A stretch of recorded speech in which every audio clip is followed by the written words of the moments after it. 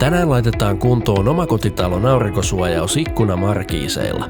Talon eteläseinän ikkunat päästivät lämpöä siinä määrin sisään, että oleskelu sisätiloissa oli epämiellyttävää.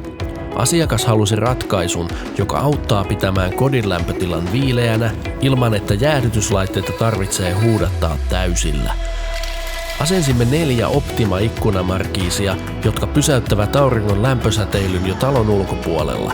Kun aurinko ei pääse lämmittämään lasipintoja, sisätilojen lämpötila pysyy luontaisesti huomattavasti matalampana.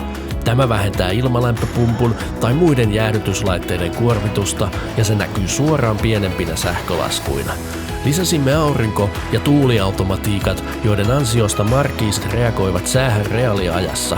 Kun aurinko alkaa paistamaan, markiisit laskeutuvat suojaamaan kotia. Kun tuuli yltyy, ne kelautuvat automaattisesti turvaan. Kaikki on yhdistetty Sonfin Tahoma-järjestelmään. Nyt asukas voi ohjata kodin aurinkosuojausta vaikka puhelimella tai antaa älykodin hoitaa kaiken taustalla.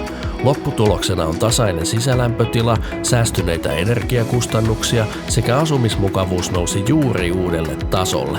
Helppoa, fiksua ja ennen kaikkea mukavaa.